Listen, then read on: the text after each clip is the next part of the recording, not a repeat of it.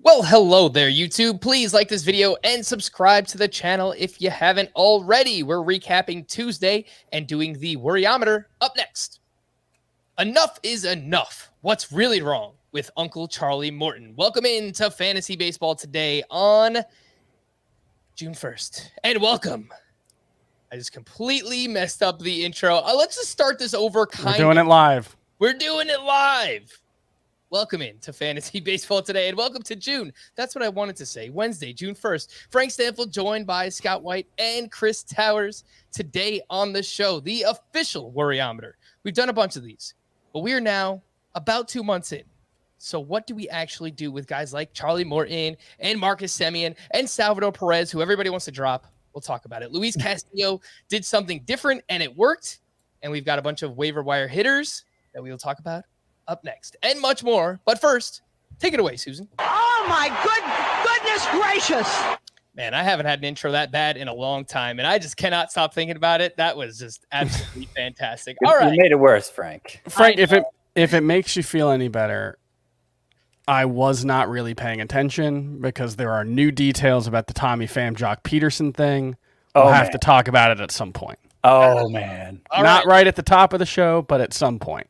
I will throw it on the back end of news and notes, and you can fill us all in, Chris. There's one specific detail that is just unbelievable. I mean, if it wasn't unbelievable already, I can only imagine what's coming. All right, Chris, let's stick with you here. Who do you have?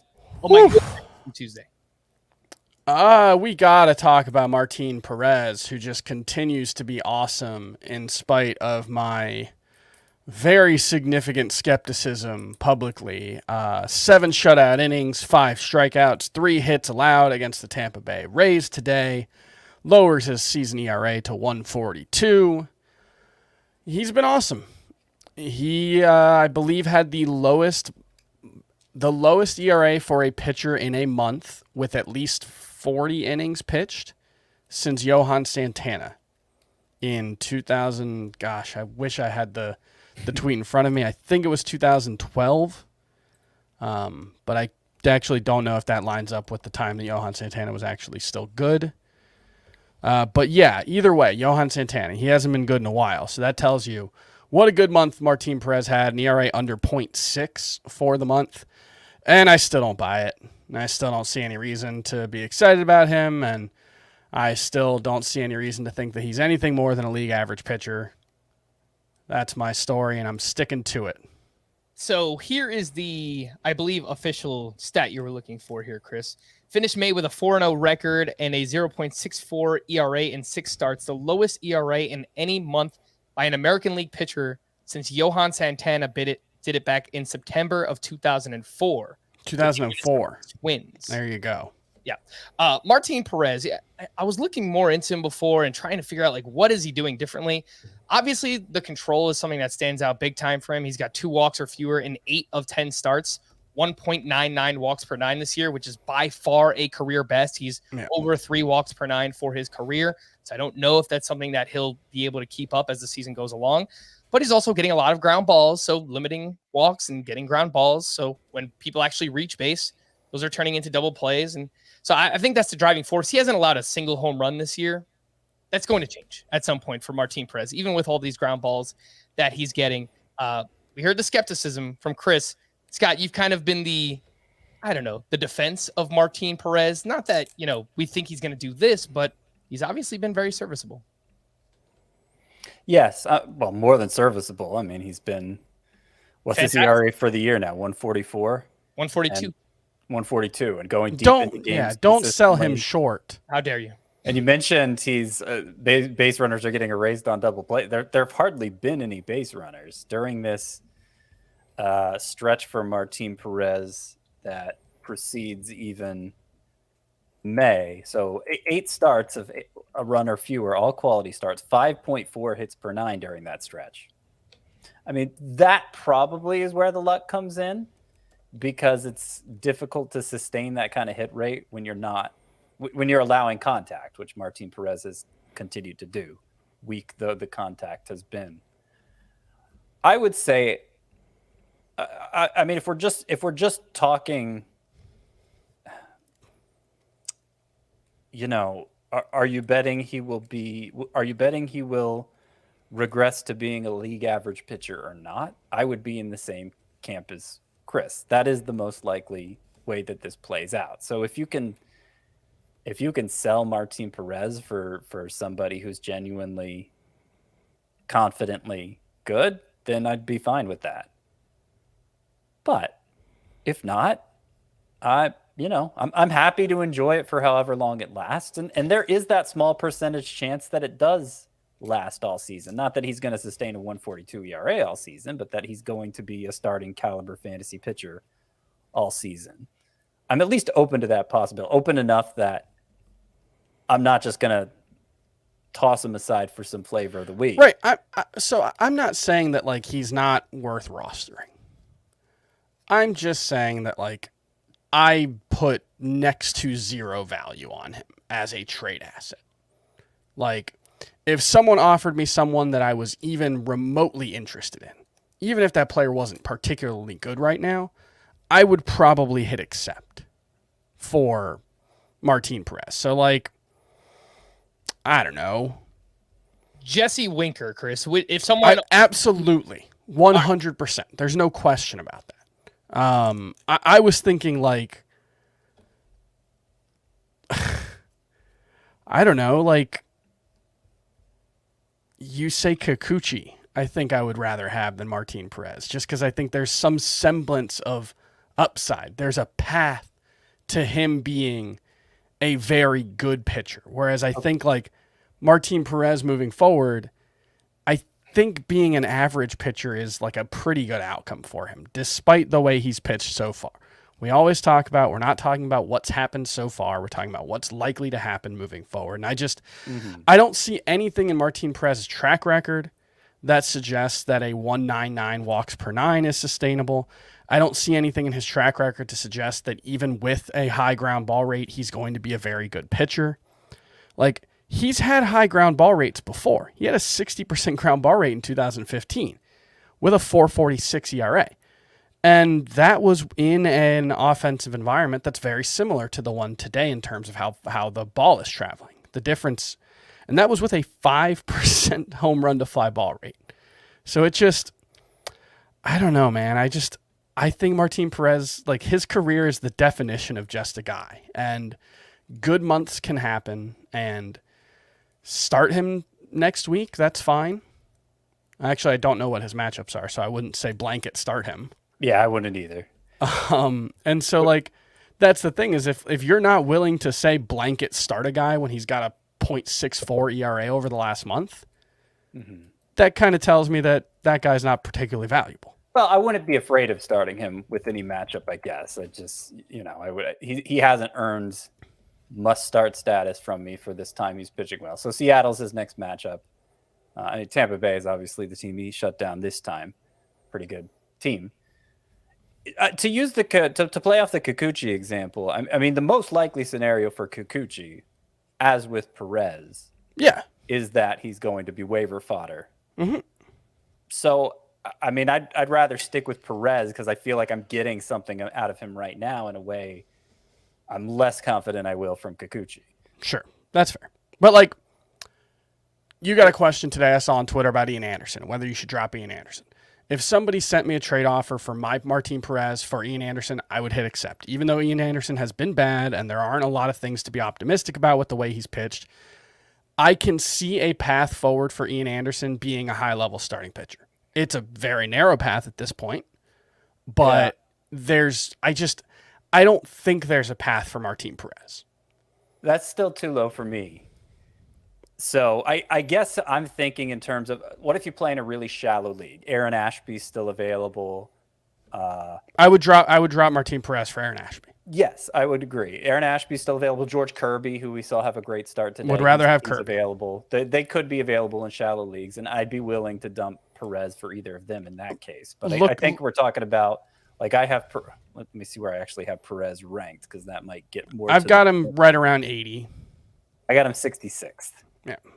But like looking at another position, Marcell Ozuna has been a pretty big disappointment. I would absolutely trade Martin Perez for Marcell Ozuna. I would trade Martin Perez not for in a point Andrew league. for Maybe not in a Andrew point Vaughn.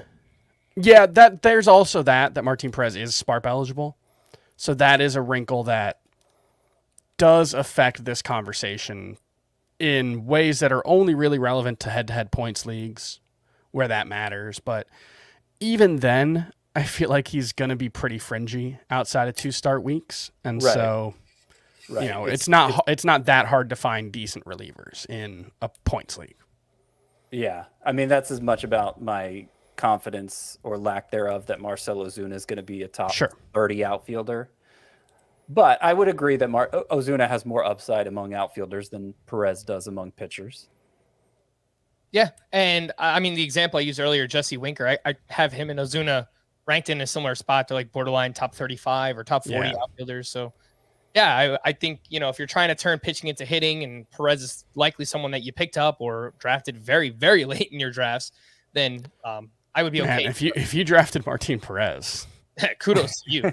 AL only league, maybe. A weird 50 round draft you were in, I guess. All right, I'm not sure I would have drafted him in a 50 round draft. Scott, oh my goodness gracious for you from Tuesday. Alejandro Kirk, man, has the catcher position taken a turn for the better here in the last couple weeks between William Contreras becoming more of a fixture in the Braves lineup and MJ Melendez now. He just made a second start at right field since Salvador Perez returned, so it seems like the Royals are going to keep finding at-bats for him. And then Alejandro Kirk finally had that big game we've been waiting all year for. 2-homer game, 3 hits totals. Got a season batting average up to 304. He got a ton of hits in May. Only recently started getting hits of the extra base variety, and this was only his 2nd and 3rd home run of the season. So, you know, the power has been lacking, but the contact skills have been playing up for a few weeks now. And he's continued to play about 60% of the time, maybe a little more between catcher and DH. So at least as much as the average catcher. And I think he has the potential for more than the average catcher, since they are, you know, seem willing to use him in the DH spot. If he gets going well, I think the playing time would only improve for Kirk. Obviously, in points leagues, just his lack of strikeouts. He's striking out less than Luis Arias. So it's like, just because of that, he's a top 10 catcher, I think, pretty easily. Only 55% rostered, though. I would say that with Adley Rutschman getting called up, with Kirk coming around, with Melendez and the second Contreras entering the fold, between them and I'm going to throw Tyler Stevenson in there just because his production so far has been good. I'm going to keep Yasmani Grandal in there, even though his production has been awful. And then there's an obvious top 5. Like that's 12. That's 12 catchers. That's enough to go around in 12-team 1-catcher leagues. Everybody has Mitch Garver. I didn't mention him. I'm including him in there. Yeah, he's been hot lately. Yeah. And so like, if you're in a 1-catcher league, you shouldn't have to mess around with like Elias Diaz or Yadier Molina, anybody like that. Like there's enough really interesting hitters at the position now that you shouldn't settle for anything less than that. I'm not even counting like Gary Sanchez, who's been powering up recently, or Keber Ruiz, who never strikes out. Like he's been useful in points leagues, at least. I'm not even counting some of them. So there's even a little bit of a cushion there. You might as well go for one of those upside plays if you play in a 1-catcher league. Yeah, I did want to talk about Gary Sanchez a little bit later on, but since you mentioned him, Scott, he went 1 for 3 with a 3-run homer on Tuesday, and in May he hit 253, 5 homers, and 823 OPS. The strikeout rate is down for Gary Sanchez. Average exit velocity for the month, 93.4 miles per hour with a 16% barrel rate. You like that for Sanchez. He's a top 9 catcher in both roto and head-to-head points, and has played 17 of 38 games at DH this season and has been a much better hitter in those games. So I think that's something that's really helping him so far with the Minnesota Twins. That is Gary Sanchez. Scott, how would you rank? Let's go Mitch Garver, MJ Melendez, Alejandro Kirk. They're all rostered in less than 70% of CBS leagues. I would go Kirk, Garver, Melendez. Yep. All right. And you'd be I know we kind of got duped by this William Contreras thing because of Michael Harris. Just kind of threw everything upside down. So you would drop Contreras for any of those? Yeah, he's 12th of the 12, but he would still be in the 12. All right, let's do, oh my goodness gracious, for me, and that is Luis Castillo, who posted his first double-digit strikeout performance of the season at the Boston Red Sox. He went 6 shutout, only 1 hit allowed, 3 walks, 10 strikeouts, had 22 swinging strikes on 100 pitches for Castillo, 10 on the fastball, 8 on the changeup, 4 on the slider, and the velocity was up a little bit on the fastball, but definitely up on the slider, nearly 2 miles per hour. And a very noticeable change in his pitch mix in this start, where he entered throwing his sinker just 35% of the time, and he threw it just 6% in this one. So he went really heavy with the 4-seam fastball, and it worked. Like, he was throwing, like, the Red Sox hitters had no answer for the 4-seam fastball in this start. And it makes sense because if you look at the sinker the past couple of years, very high batting average against, and the changeup and the slider has been very good for Luis Castillo. Chris, what do you think about this change for Castillo, and whether or not it can get him back to, I think the past couple of years we've overvalued him, but this change might be able to get him back inside the top 30, top 25 starting pitchers. What do you think? Yeah, I mean, he's been in like the 40-ish range for me. 45, I'm looking at it now. But yeah, as a general rule, I think unless you've got a really, really good sinker, most pitchers probably should throw 4-seam fastballs up in the zone over sinkers down in the zone, especially when you throw as hard as Luis Castillo does, because you're trying to get whiffs. That's kind of the name of the game. And in his case, the sinker has been a pretty bad pitch over the past couple of years, especially relative to the 4-seam fastball. And he's obviously gotten a lot more whiffs with the 4-seam fastball, but even the quality of contact allowed on the sinker has generally been worse than the 4-seam fastball. And so at that point, what are you getting out of the sinker? So I think it's a good switch. We know the slider and changeup, like you said, he can get a lot of whiffs with those. Getting whiffs with the 4-seam fastball, that's just going to make his arsenal even better. So I'm all about this change. I had Castillo as a bust coming into the season. Scott, I know you've been pretty aggressive with moving Castillo down, but is this something that maybe gives you a little bit more confidence in getting Castillo back up there? Yeah, I mean, it's just this one start right now that he's done this, right? So got to see more of it. Hopefully he wants to keep doing this as successful as it was this time. But I remember Zach Eflin had that start where he went curveball crazy against the Dodgers and got a ton of strikeouts and swinging strikes, and then went right back to what he was doing before. So, we don't know what's going on in Luis Castillo's head, but it's at least a path for him to regain. Yeah, I mean, maybe something close to what he was. Let me see where I have him in my rankings right now. I have him 57th. So the top 60, it's really hard. Hey. The top 60 is strong. So overall, the hate is strong. Yeah. Oh man.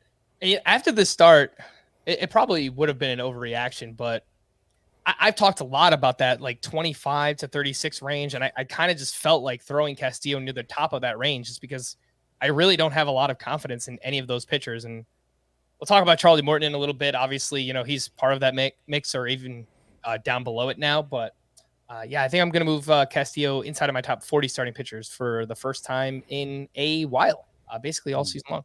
Let's do that official 2-month in Worryometer, right? And advice, I guess, for what to do with each of these, because it seems like every day someone's asking me if they can drop Salvador Perez. So let's start right there. And he is batting 191. No. 6 home runs. I mean, technically, yes. In a lot of leagues, you can drop Salvador Perez. I don't know if your league uses one of those do not drop list things. But no. It is legal. You're saying it's legal to drop Salvador It's Perez. legal. It is legal. Like, except maybe in some Yahoo public leagues. Like what Jock Peterson was doing, it is legal, technically allowed, but you should not do it. Well, Salvador Perez has dealt with some injuries, and he's come back. He has really not done much. Scott, your official 2-month in Worryometer on Salvador Perez and what to do with him in the meantime. I'll go Worryometer. I'll go 3. I wouldn't say I'm not worried at all, especially given that I did invest a lot in him, sometimes as early as round 3 in some leagues coming into the season. I haven't been worried enough to remove him from the top spot in my rest of season catcher rankings, and I see none of us have. We all still have Salvador Perez as our top catcher rest of season. As bad as he's been, as bad as he's been and having spit time on the IL, he's still been the 14th best catcher in points leagues, and that's the format where he's going to suffer most from the lack of walks. So like that tells you a little something about how little it takes to be great at catcher. And you look at the average exit velocity, the hard hit rate, they're still like 80th, 85th percentile. The strikeout rate is about what it was last year, so there aren't obvious like plate discipline issues. I think he's just cold. He had a couple 2-homer games early in the season and hasn't done a lot since. And I think that's going to end sooner than later, obviously, because I have him as the top-ranked catcher rest of season. Is he going to lead the majors in home runs, RBI again? No. But I think he still clearly has the most upside at the position. Maybe Dalton Varsho because of the playing time advantage and the stolen. But even then, he doesn't really have a playing time advantage on Perez. That's true. Yeah, that's true. Perez plays every day too. So Varsho's just got to be better than him. Right. Yeah. And, I mean, which he has so far, but Yes. it's, again, a common theme is what's going to happen moving forward. And obviously we don't know exactly, but based on what we've seen so far, we can make some predictions. And I'll point out that the BABIP for Salvador Perez is 228, and that's been 286 for his career. There are some things working against him. His line drive rate is very low. His fly ball rate is very high, higher than usual. So those hitting more pop-ups as well. But I think, like Scott said, like that's what would show up when a hitter's not hitting well. Yeah. But that doesn't necessarily mean he will continue to hit poorly. Yes, and I agree. So leave Salvador Perez in your lineup. I know that he has not come through so far. Do not drop him for Alejandro Kirk or any other catcher that's available. Chris, you get Jake Cronenworth. Lucky you. He's batting .210 with 3 home runs, 0 steals. The strikeouts are up. The line drives are down. Kind of wondering if he's been a little bit more affected by this dead and ball humidor situation that's going on. What is your worryometer level on Jake Cronenworth? Are you maybe looking to drop him anywhere? Yeah, I mean, I guess the thing with like the dead and ball, like that's one where you would expect like that's something you can point to and say, okay, well, this guy's hitting the ball like he did last year, but he's just not getting the same results. Maybe that's Jake Cronenworth's just not hitting the ball well. His expected WOBA was 302 last year. It was 348. So he's just been worse at pretty much everything. He's hitting the ball hard less frequently, or he's hitting the ball on average less hard. He's striking out more. He just hasn't been as good. And I think it's fair to wonder if a guy like Cronenworth is fringy enough that, a dead end ball might impact him more, but it's also just that he's not playing well. And so it's hard to say whether that's because of the offensive environment. He's a frustrating player to rank because he's eligible at so many positions that that has value in and of itself. Except right now he's hurting you in a lot of different positions. So he's got the flexibility to hurt you anywhere, which is, not super helpful. He doesn't have a super long track record, and I'm generally not super sold on Jake Cronenworth being an impact player. So I would say I'm like a 6 on the worryometer, but that's not the same thing as the drop-o-meter. So I would not necessarily drop him. He's a useful player to have around when he's going well, and I think he'll be better than he has been so far. I feel like any league less than 300 players rostered, you can probably drop Cronenworth. Okay, so in your standard points league or just a point that seems okay. Any kind of head-to-head league that's 12 teams or fewer, probably. I points or otherwise. I think. I have him outside my top 20 at second base now, behind guys like Brendan Rodgers and Jeff McNeil and Nolan Gorman. So it's hard to roster that many second base eligible players in a in a league of that size. I mean, Scott, just kind of talking this through and hearing where you're kind of moving some players in the rankings, have you noticed yourself that we're, all right, past Memorial Day and you're being a little bit more aggressive with like moving players up and down at this point? Yes. Yeah, I finally, even though he's heating up a little bit, only a little bit, I finally have Marcus Semien outside my top 10 at both second base and shortstop. Bad timing. Well, no, I don't. I'm sticking with it. I updated my rankings today and sticking with it.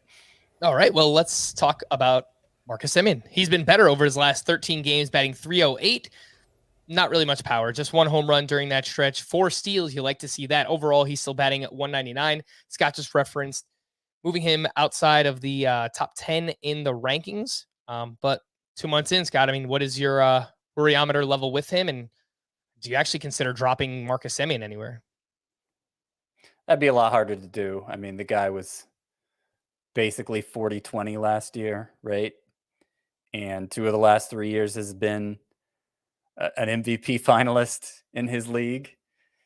The 1 year in between, he was not very useful at all. And for most of his career, he hasn't been very useful. So those are, I mean, we're just kind of rehashing the spring, our spring assessment of him by pointing that out. But yeah, I mean, I had a lot of doubts coming in. The bigger ballpark, the worst supporting cast, and then the new deadened ball for a guy who already didn't impact the ball particularly hard and yet put it in the air a lot. I mean, he does seem like the poster child for a player who would suffer from the deadened ball. And so I am afraid that's what's happening. So on Worryometer, I guess I'll go like 7 on Semien. But saying I moved him outside of my top 10 at both second base and shortstop rest of season, that's really not droppable territory at all. I'd like to sit him if that's possible. Well, I mean, that's probably still a top 100. That's probably still a top 100 player, right? Probably. Maybe not. Yeah, I mean, he's on the cusp there, so. Yeah, maybe not. So it's interesting, like, do you have Tommy Edman ahead of him at second base? I do. Because, like, this is the thing that's tough about the way the season trends play out is, like, if Tommy Edman had hit .272 with a .719 OPS in the first 41 games of the season and then had 3 home runs in his last 6, we'd probably be like, I don't know about Tommy Edman. It's just a hot streak. But he had the 3 home runs in the first 6 games, and he's been kind of mediocre for the last 41. That's what I was referring to. Mm-hmm. He's still stealing a lot of bases, and that makes that example kind of more difficult to make. But it's one of those ones where, like, when you have a good week, even at this point in the season, can still color how we perceive players. And so, like, and Tommy Edman is someone that I, just looking at my rankings now, thought like, oh, maybe I should move him above Semien. And then I decided to look into it, and it's like, maybe I'm just overweighting that first week, and he's just kind of been the same guy that he was coming into the season.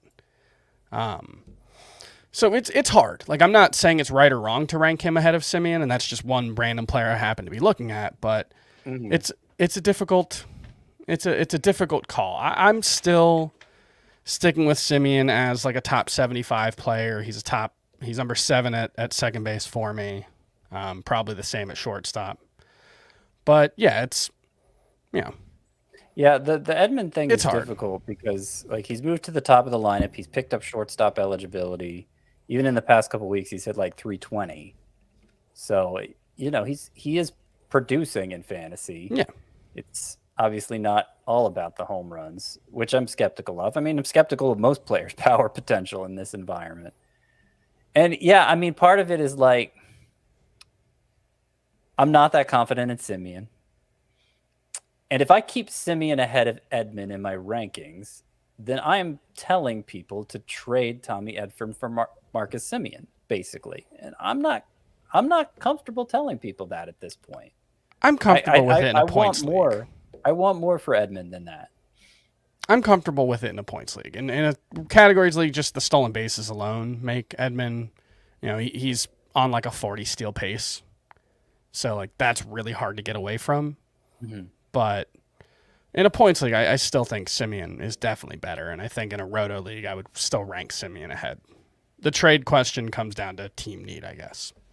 All right, let's talk about another middle infielder, Javier Baez. Overall in the season, he's batting 197. He's got 3 homers, 0 steals, and he kind of got off to like an okay start with the Tigers. Has really struggled since coming back from that thumb injury. So I wonder if that's maybe something that's affecting him. But since returning, 177 batting average, 269 slugging. So there's just really been nothing there.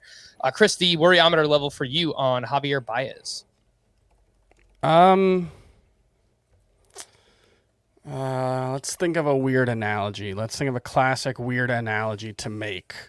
So like, let's say it was you spawned fully formed and sentient on a beach in the middle of the day, right?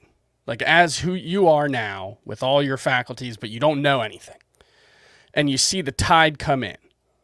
And you're like, "Oh no, it's flooding." And then you see the tide go away and you're like, "Oh no, the water's disappearing forever." And it's the first time that you've ever seen it, and so that would be really worrisome. But because you are a person who has lived in a world that understands how tides work and, the gravitational pull of the moon on the earth and all that stuff, you understand that that's just a thing that happens. I think what we're seeing from Javier Baez is just a thing that happens with Javier Baez sometimes, is what I'm saying. Do you follow? Did that live up to your expectations? I know, Frank, I know you like my weird analogies. Yeah, no, I was wondering where you were going with that, but I think it worked out well. I'm not going to say very well, but I think it was all right. So, like, look, 2020 happened, right?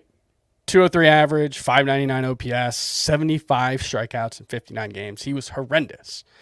And then he comes back in 2021 and was pretty Javier Baez-like, and I would say 2020 he was pretty Javier Baez-like, and I would say in 2022 he has been pretty Javier Baez-like, which is all to say that my worryometer is not particularly high on Javier Baez. If you draft Javier Baez, you have to go into it knowing that a stretch like this is entirely possible. And unless he's hurt or not playing 100%, I think he's probably going to be fine. Yeah.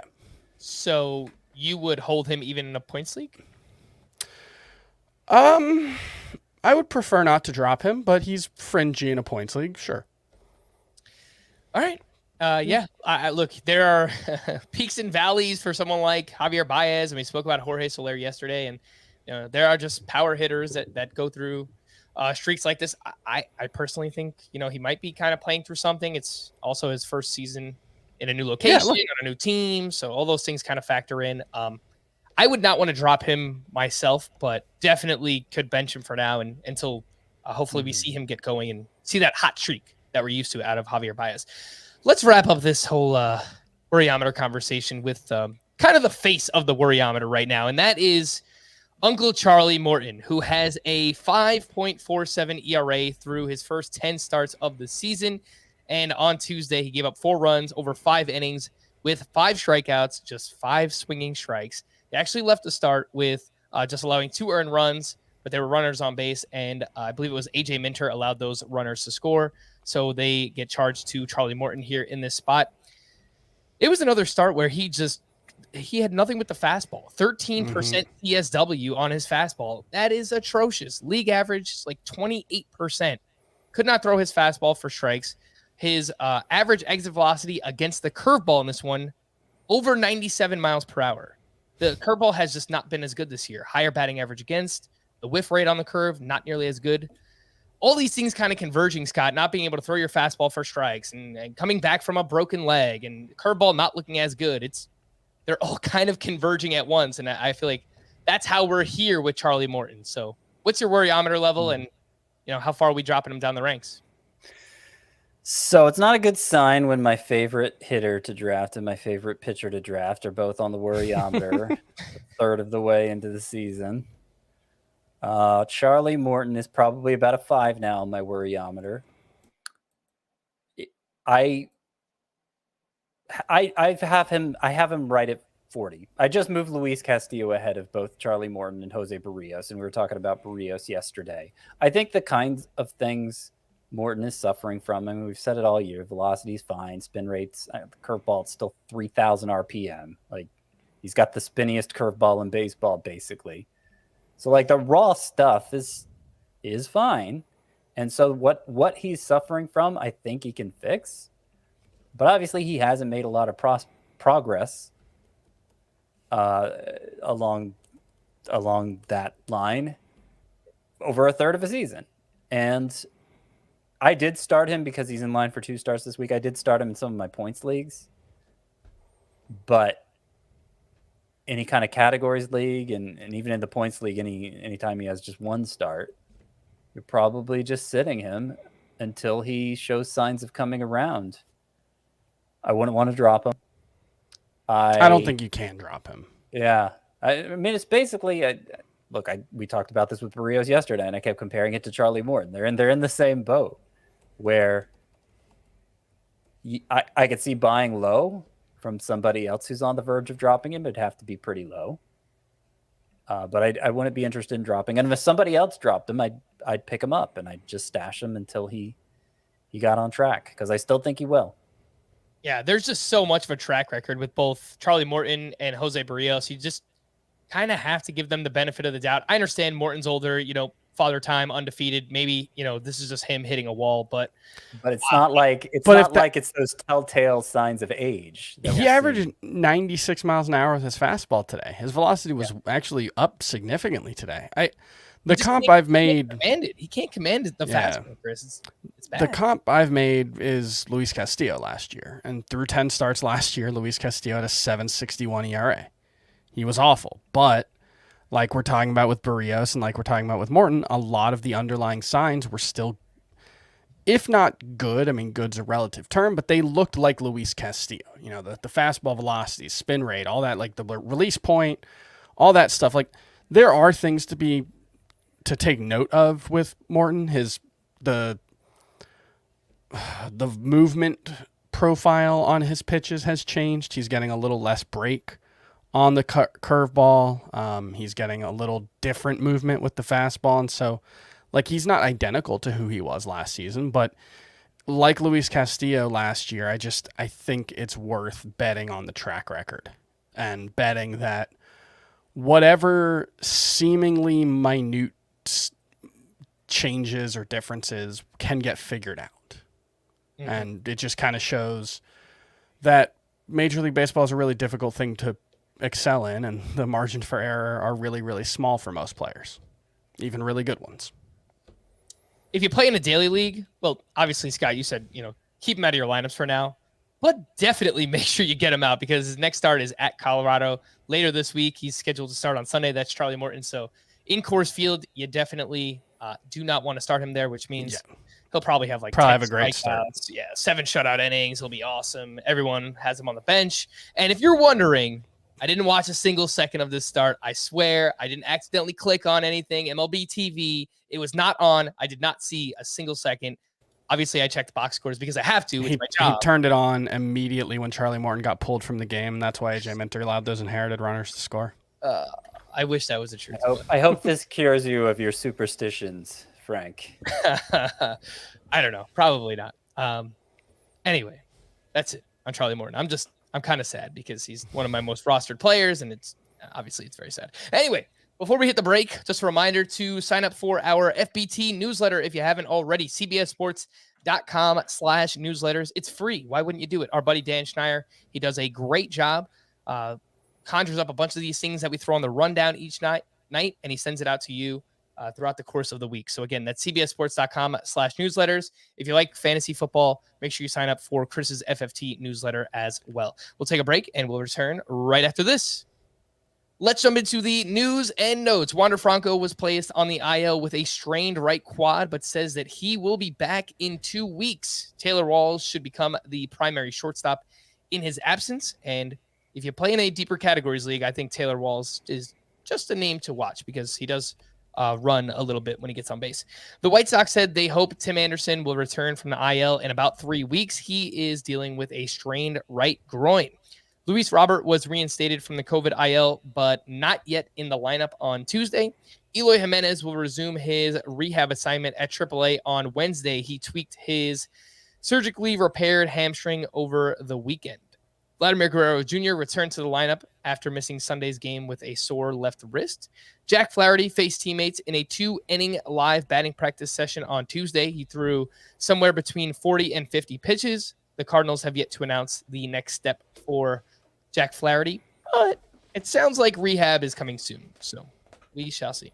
Gene Segura was diagnosed with a fractured right index finger after trying to bunt on Tuesday. He got hit on his finger. And It sounds like good news for the Phillies pitching staff. is he bad defensively? No, Another no, one? that's me being actually- ironical. Oh, that's the old sarcasm there, huh? Joe Girardi apparently on the hot seat, huh? There's is it really Joe Girardi's fault that they're bad? I don't know, but anyway, they've got their issues. Giancarlo Stanton took batting practice on Tuesday and also took part in a light running workout. He's on the IL with right ankle inflammation. Tyler O'Neill has been slightly delayed, but may be able to begin a rehab assignment Friday or Saturday of this week. Sonny Gray, not yet placed on the IL, but it's unclear whether he'll make his next start, dealing with right pectoral soreness. Tyler McGill threw live batting practice at Citi Field on Tuesday. He's been on the IL for 2 weeks with right biceps tendonitis. Kyle Lewis is dealing with concussion-like symptoms.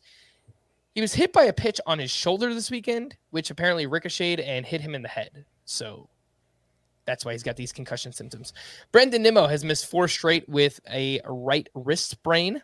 Nolan Gorman was unavailable Tuesday night due to lower back stiffness, a.k.a. they were facing a lefty.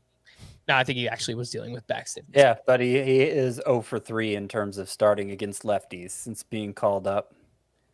Yeah, and Blake Snell was actually pretty good in that start. We'll talk about him in just a little bit. Tommy Pham was scratched due to left calf discomfort, which brings us to Chris. What's the latest in this Tommy Pham, Jock Peterson saga? So Mike Trout was the commissioner of this league. I saw this. This league had a $10,000 entry fee. Wow. Quote from Tommy Pham: "Trout did a terrible job, man. Trout's the worst commissioner in fantasy sports because he allowed a lot of bleep to go on, and he could have solved it all. Nobody wanted to be commissioner. I don't want to be the bleeping commissioner. I've got other bleep to do. He didn't want to do it. We put it on him. It was kind of our fault, too, because we made him commissioner. So one of my leagues has gotten around this by offering a 20% discount for the commissioner on their entry fee. So next year, take $2,000 off Mike Trout's entry fee so he can, feel a little better about being commissioner." Who was saying that about Mike Trout? That's Tommy Pham. Sorry. Okay. But this is the really excellent quote. Apparently Tommy Pham says that despite the league being played on ESPN and allowing players who are ruled out to be put on IR, they had established that it was not that kind of league.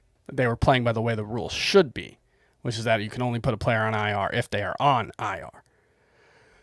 The money quote, though, let me see. At one point last year, Pham wrote in the text chain that the next time he saw Peterson, he would give him, quote, a pimp slap. See Trent Rosencrantz in The Athletic. Pham was good to his word. In left field at Great American Ballpark during Reds batting practice Friday, he approached a shoeless Peterson. Quote, "I said I didn't forget about that bleep," Pham said, and I walked up to him and I slapped him. That's it. End of story.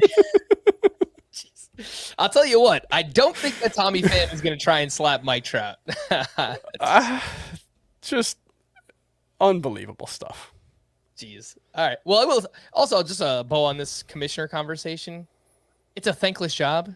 It's the worst. And I really don't think anyone likes doing it. Like maybe No. Scott kind of does because Scott, do you like it? Yeah, Scott's kind of a here's the weirdo. thing. I don't play in any $10,000 buy-in leagues. And this is why I don't like playing for money, because it just ratchets up the intensity to a level that's uncomfortable, and people just. My league with my football league with my college friends, we've got 3 lawyers, and it's just a bunch of argumentative dudes. Oh, okay. And being commissioner is the absolute worst because everyone's picking through the league document to oh, but you didn't explicitly say, and it's just that sounds that's the league where they offered the commissioner a discount. Yeah. that sounds terrible. Anyway, Let's get through these news and notes. Darren Ruff was placed on the bereavement list and will miss the next 3 to 7 days. Colton Wong out of the lineup with a calf injury. I missed this one yesterday, but Edward Cabrera, set to join the Marlins this week, was supposed to be called up on Tuesday, but that game was postponed. He's 23% rostered. Chris, are you looking to add Edward Cabrera anywhere right now? Yeah, he was, before the season, one of my favorite late-round stashes. Came up last year, wasn't particularly good. His fastball got hammered. He hasn't been great in the minors so far this season, but he got off to a delayed start in spring training. I think there was either a visa issue or a COVID issue. But the strikeouts have been there the last few starts, so I think he's still a very talented pitcher, still a top 75 to 50-ish prospect, depending on which source you go through. So not as exciting as Max Meyer, but I think worth a look. Certainly in 15-team leagues. All right. Nate Pearson will move his rehab from single A to triple A. The Blue Jays said they envisioned Pearson as a multi-inning relief option upon his return. Outfield prospect Elliot Ramos was recalled by the Giants, and he was batting 7th on Tuesday. Just a name to watch in deeper leagues. And Dominic Smith, unfortunately, my guy, option to AAA. He was batting just 186 with 0 home runs this season. Let's take a look at some waiver wire hitters. Andrew Vaughn, he's up to 70% rostered, but could be out there in some shallow leagues. And he had a very impressive game on Tuesday, going 4 for 5, hit his 6th home run. 3 of those hits, including the home run, came off of Kevin Gausman. Scott, let me ask you this. Would you rather have Vaughn or Christian Walker, who added 3 more hits himself? He hit his 13th home run. I was surprised to see he's just 58% rostered. I know overall he's batting like 205, but in May, that number is 255 with a 936 OPS. So I kind of like Christian Walker. What do you think? Him versus Andrew Vaughn?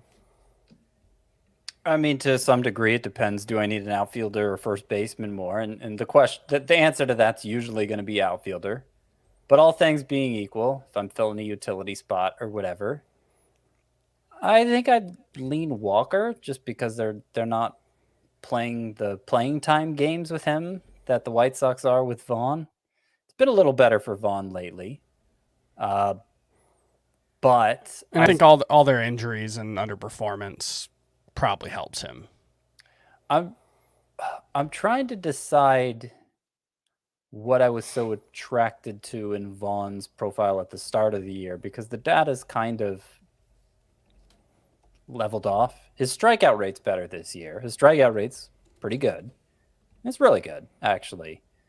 But I don't know that I'm not that impressed by the quality of contact that he's making. That is Andrew Vaughn. What I liked so far from him, the splits. Last year, he crushed lefties. Came into the year, didn't really know if he was going to play against righties or if he would even be good against them. And so far, he's got an 819 OPS against lefties, 857 against righties. So I like that. But I would take Vaughn over Walker for what it's worth. I think the overall upside, especially long term, like throughout the course of the season, probably lies with Vaughn for obvious reasons. Big prospect pedigree, and it's good park to hit in, good lineup to hit in. But right now, if you just kind of want to ride the hot hand, I do think Christian Walker is performing better right now. So if I need someone for the lineup, I'll take a shot there. Eloy Jimenez seems like he'll be back soon. So how does that affect the playing time for Andrew Vaughn? Hopefully it doesn't, but I can't really put it past. You never know. Let's take a look at Mark Canha, who went 4 for 5 with 2 runs scored and 2 RBI. He is batting .307 on the season with a .376 OBP. Upside is not massive, but he's been solid so far this season. Mark Canha, 46% rostered. Jonathan Scope is heating up as well. He went 2 for 3, hit his 5th home run, and over his last 15 games, he's hitting .263, 3 homers, 1 steal, 27% rostered.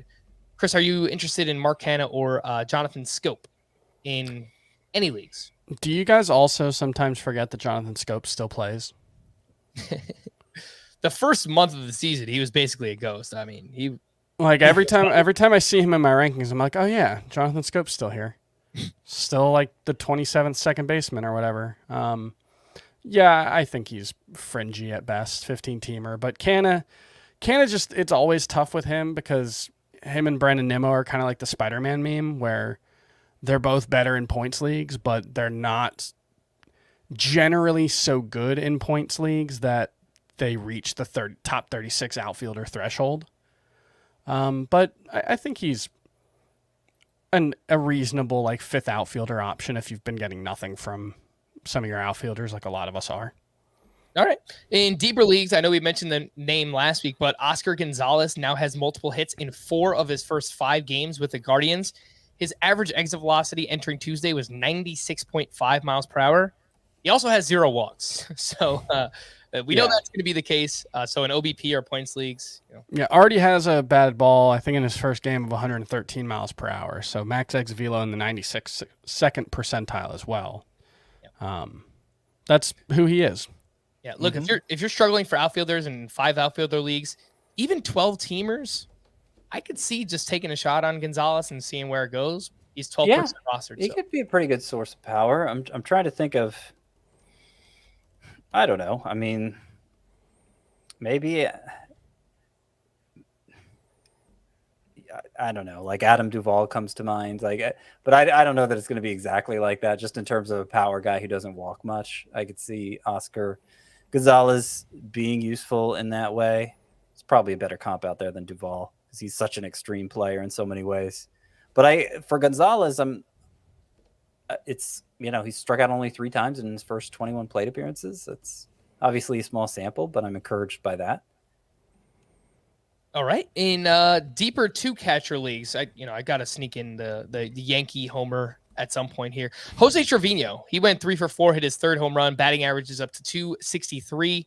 Basically playing every other day right now, but this is deeper 2-catcher leagues. 15-team roto.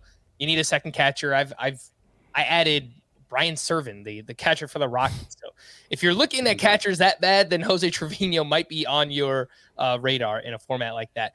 Let's wrap up with some leftovers here. We had a pitcher's duel in St. Louis. Adam Wainwright went 7 shutout with 10 strikeouts. On the other side, Blake Snell posts his first quality start of the season. 6 innings, 2 runs, 6 strikeouts, and he kind of changed his pitch mix in this one as well.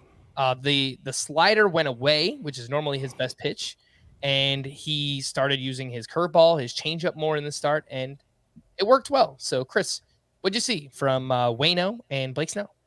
Yeah, I think the one thing I would look at there is I think the Padres only had, I want to say, 2 left-handed batters in the lineup, Grisham and Cano, if I'm eyeballing that correctly. So that could explain going with the pitch mix that he did, the Cardinals. I was looking at the wrong team there. That makes sense. Cardinals, do they have any left-handed batters in their lineup? Maybe one. So that's the kind of thing where, I don't know if Blake Snell was making a conscious decision to go away from his slider or if it's just that's the way the matchups worked out.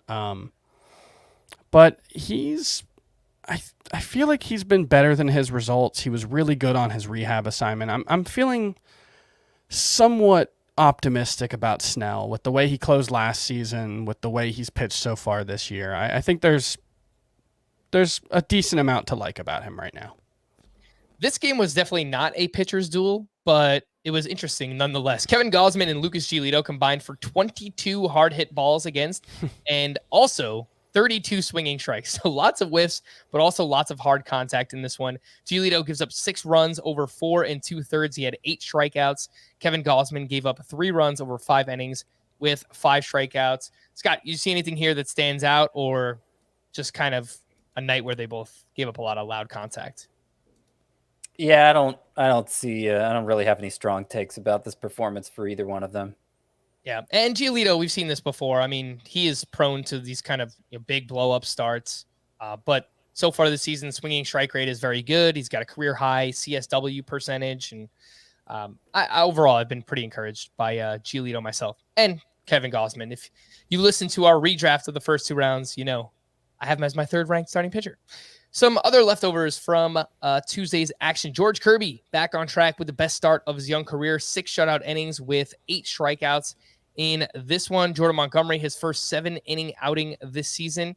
And then Eric Lauer, I guess, I don't know, another mixed bag. 3 runs over 4 innings, 6 strikeouts, 3 walks. Scott, what do you think there? Eric Lauer, Jordan Montgomery, George Kirby. The overall result wasn't great for Lauer, but the fastball played better than it's played in recent starts.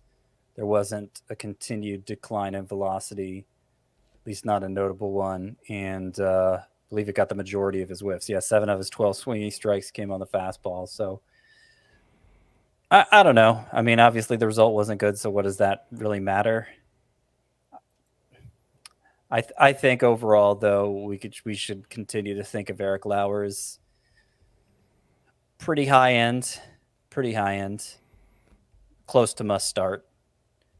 And then for Kirby, so he has now had in his last 2 starts, he has 17 strikeouts compared to just 1 walk in, I believe it's 11 innings.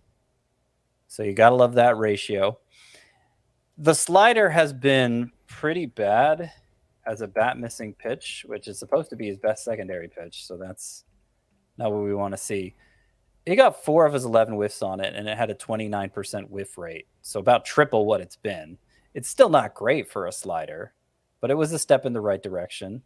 Granted, he was facing the Orioles this time, and in that previous start where he got a lot of strikeouts, he was facing the A's. So I'm still not to the point where I'm super confident in Kirby, but he's only 80% rostered, which means in like Yahoo, he's probably 40% rostered or something. And that needs to change. He deserves to be more rostered than that. I think he will be after this start. Close, Scotty. 46% rostered for George Kirby over on Yahoo. So he's I wasn't far off. No, you were not. Just half it. And also, Scott, awesome tweet about George Kirby. You responding to me on Tuesday. Remind the listeners if they didn't get yes, you tweeted a GIF of another famous Kirby doing what that famous Kirby does, consuming everything in sight. Throwing cutters? No. I said you might even say Baltimore is Kirby's dreamland. But love it. Absolutely great. Great stuff there from Scotty. Chris, are you looking to drop either of these pitchers? Noah Syndergaard failed to escape the 3rd inning in 2 of his last 3 starts now. The ERA climbs to 4.01. And Ranger Suarez, another just subpar outing, does not escape the 5th inning. He's failed to go 5 innings in 3 straight. The ERA is up to 4.69. You're looking to drop either of these, Syndergaard or Ranger Suarez. First, I'd like to apologize for the fake news. Kirby Yates' pitch was a splitter, not a cutter. That's my bad. I was wondering where you were going with that. I think Noah Syndergaard is very droppable. I'm not saying he's a must drop, but there's very little about what we've seen from Noah Syndergaard this season outside of the ERA through like 7 starts that really suggests that he's a particularly good pitcher at this point. His fastball was always weirdly less effective than you would think given the velocity he threw it with, and now he's throwing at 94 miles an hour instead of 97, 98. So, yeah, I think Syndergaard is just a guy at this point. I think he's a name and luxurious hair, but if we're just judging him on his merits as a pitcher, there's not very much to like about Noah Syndergaard right now. Scott, would you drop Ranger Suarez? I think he is droppable if there's something more interesting out there. I haven't totally lost hope for him, but it's my confidence is diminishing for sure. Would you drop him for any of Ashby, Jeffrey Springs, Spencer Strider, Rowanzi Contreras? I think I'd hold on to him over Rowanzi Contreras, but the other 3 I'd be fine with dropping. Oh. All right, some hitting leftovers. Mention what Gary Sanchez has been up to. Joey Votto hit 2 doubles on Tuesday, and both were dangerously close to being home runs. One was 398 feet. The other was 385. And since returning from the COVID IL, his average exit velocity is over 92 miles per hour. So I think we're kind of close with Joey Votto. We're close to a breakthrough. I feel it. Something good is coming. A good sign for Teoscar Hernandez, who went 2 for 4 with 2 doubles, had 3 batted balls over 100 miles per hour, and has a modest 5-game hitting streak himself. And then a pair of Cubs had some nice games here. Wilson Contreras, 2 for 4 with his 8th homer. Patrick Wisdom, 2 for 4 with a sock and a shoe. His 11th home run, his second stolen base, and he is up to 79% rostered. And Ooh, that's almost how many strikeouts he has. How many strikeouts does he actually have, Chris? You have that up? 67 entering today. I don't know if he had one today or not. I don't know offhand, but leads the majors in strikeouts still. Yeah, that is not surprising given that strikeout rate. The call to the bullpen for Toronto. I wrote Kevin Gausman, but that's not true. Jordan Romano gave up 2 hits, but converted his 16th save for the Reds. Tony Santillan gave up 3 hits and a run in a 2-run game, but picked up his 4th save of the season. Santillan has the last 2 saves for the Reds, but it's hard to trust anyone in that bullpen for obvious reasons. He's 4% rostered. He's got a 4.67 ERA. I don't know. The deepest of leagues, you'd have to be really, really desperate for saves, but even then, I probably don't want Tony Santillan on my team. For the Rangers, Joe Barlow got his 9th save, 8 of those coming in the month of May. For the Giants, Camilo Doval entered in the 10th inning of a 1-run game, gave up an unearned run, and took the blown save himself. For the Cardinals, Giovanni Gallegos entered in the 8th inning with a 2-run lead, facing the bottom of the lineup, and he gave up a game-tying home run. Ryan Helsley pitched the 9th, a scoreless. He walked 1. Scott, I'm getting questions about dropping Giovanni Gallegos. He's 87% rostered. What do you think? I would be hesitant in a league where saves are scarce, but I am thinking the Cardinals are leaning more toward making Helsley the 9th inning guy. So it's not a sure thing, but for what it's worth, Helsley does not have much of a track record. And the results lately have been slightly less incredible than they were early on. He didn't have a strikeout today. He has multiple strikeouts in only 1 of his last 8 appearances now. So something keep in mind that as good as Ryan Helsley was for a month, he did have a 4.56 ERA last season. So, I'm not 100% certain that he's as good as he looked. That's fair. But I guess something similar. Yeah, look, the usage patterns are what they are. Like, if they're using him in the 9th, then he's going to be more valuable than Gallegos for as long as that remains the case. For the Cubs, David Robertson picked up his 7th save. For the Astros, Ryan Presley picked up his 8th.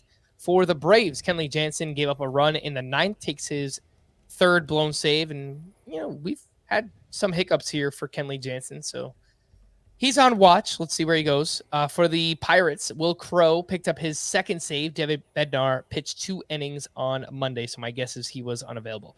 To stream or not to stream, we'll start with Wednesday. Jose Quintana at the Dodgers. Mitch White versus the Pirates. Jeffrey Springs at the Rangers. Bailey Ober at the Tigers. And Brad Keller at the Guardians. Springs and Ober are the 2 most interesting here, and I think Springs is the most interesting. He should just be added, I think, in most leagues.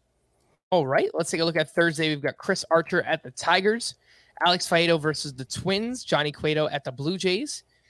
That would be Graham Ashcraft of the Reds. He's going up against the Nationals. And then we have Chris Flexen at the Orioles. Yeah, we talked about Ashcraft a little bit yesterday in the podcast. There's some interesting things about him, but I want to, give him another start before I trust it. But he would be the closest to being someone I'm interested in. All right. Anyone else? Faedo versus the Twins is okay, especially Correa's on the COVID IL now too. So lineup. Yeah, I don't trust him. Yeah, I get it. Especially the slider didn't look good the last start. Yeah. I don't. I know Scott likes him, but I'm unconvinced about Faedo. All right, we will wrap there. Didn't get to team name Wednesday pretty late here in the pod, but we have some good ones. I'll save those for next week. We'll do an extended team name Tuesday next week. For Scott and Chris, I am Frank. Thank you all for listening and watching Fantasy Baseball today. We'll be back again tomorrow. Bye-bye.